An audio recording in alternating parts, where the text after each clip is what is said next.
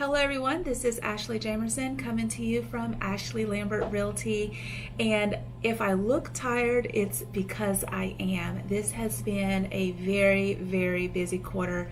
I feel like I haven't spoken with you guys in forever. I literally have 9 files under contract, and it's fun, it's great. I absolutely love my job and all that good stuff, but it is very time consuming and I'm a little bit exhausted. I've been spending the weekends with my family. 2 weekends ago we went to Great Wolf Lodge here in Concord. It was definitely an experience I'll have to share with you guys later. I semi-recommend it, but not fully recommend it, and I'll definitely mention why in another video. And then last weekend we went to Sugar Mountain, which is really close to where I'm from, and we spent a very long weekend there. Much needed rest, much needed R&R and time with my family, but when the week hits, I'm super busy. So things have been crazy. One of the things that happened that sort of kind of threw a wrench in my mood a couple weeks ago, I went on a listing appointment, and needless to say, I didn't get the listing, but it was a very mutual, we can't work together type of feeling. And I am very adamant about pricing a house right when you put it on the market. 50% of the showings happen online. One of the first search criteria, other than location, of course, is going to be price, what that person can afford. And if you don't have the prospective buyer fall in love with your house online, 9 times out of 10, I cannot get them to your house unless they happen to be driving by. I take really good pictures, really good video. My presentation of my listings is pretty amazing. I have to definitely say that about myself and pat myself on the shoulder. If the owner and I can't come to terms on somewhere within that price range, then I know it's just not going to be a good fit. The listing will just sit on the market. It's not good for them. It's not good for me, especially when they're thinking about buying another house. It's just not good. So with that said, didn't get that listing. Then I ran into a scenario where my buyer is under contract for a property that basically didn't appraise, and the appraisal came in super low, and that hasn't happened in a while for me, and I guess it's never happened for the seller, but the market is changing, and basically it didn't appraise. And so if you see my other videos, I talk about what happens if a house does not appraise, and there's quite a few things that can happen. You can lower the price, or not you, but the buyer and the seller can agree to lower the price on the offer to purchase and contract. They can somehow lower it a little bit. They can get rid of any agreed upon repairs.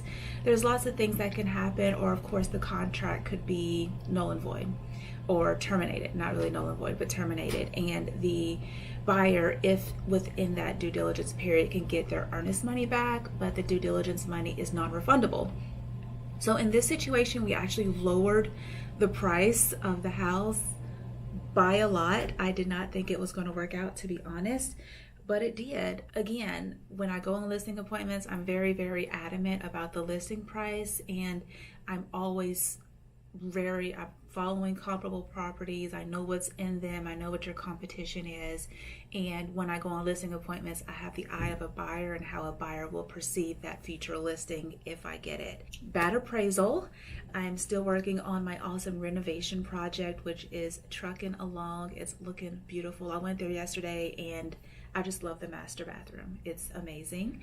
I also want to chat about highest and best. I recently broke down how to write a strong offer in a recent video, but highest and best, again, the highest price is not always the best. I had a buyer recently go under contract for a property that had multiple offers, and her offer definitely wasn't the highest. It wasn't even list price, but there were other terms that the seller was considering, and my buyer met those terms. So you really have to have a knowledgeable realtor who can communicate your needs well to the seller when presenting an offer, if that makes sense. I've been having a lot of buyers come to my office recently for home buyer consultations, and a lot of them have questions about down payment assistance programs. And one of the things that I always say is that the down payment assistance programs are not free. I know that They're useful, they're definitely helpful if you do not have a lot of money saved up, but you have to keep in mind that down payment assistance programs are paid for in some way. So if there's a time limit, if you have to stay there for 5 years, 10 years, 11 years, and you move before that time limit is up, then you owe that money back, or at least a portion of that money. If your interest rate is like 4.5, but then you add North Carolina Housing or something like that to your loan, then basically what happens is that can boost your interest rate. That's how they get paid. So those are things that you definitely want to keep in mind when looking at down payment assistance programs.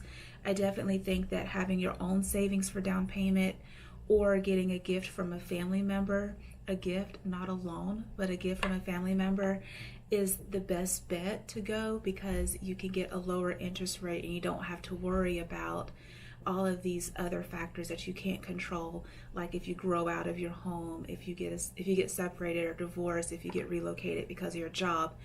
Of course, there's relocation packages offered by jobs and things like that, but if you have to move and you've used this down payment assistance program that has a repayment rule, then it can really mess up your net or your profits from selling your home.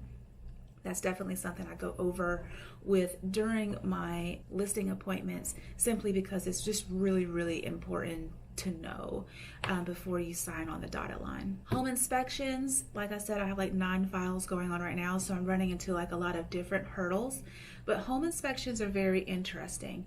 If you come to my office and we have a home buyer consult together, we will go over all of the information that, or all of the things that a home inspector inspects in a house. But obviously they can't tell you if something is going to last for 5 years or 10 years, or if it's on its last leg. They basically say that these are some repairs that I recommend, and maybe let's say the HVAC unit is not functioning as intended, or it's not working. That's basically what an inspector is doing. They can't tell you how long it is, and there is no pass and fail. The passing and failing is really up to the buyer who is getting the home inspection, and that buyer decides if they want to deal with it. So as you know, every house on the market is sold as is, and if you don't know, you should watch my other videos, but every house on the market is sold as is. You get that inspection report. I typically send that to one of my handymen or contractors, and they let me know how much it costs. I have a conversation with my buyer.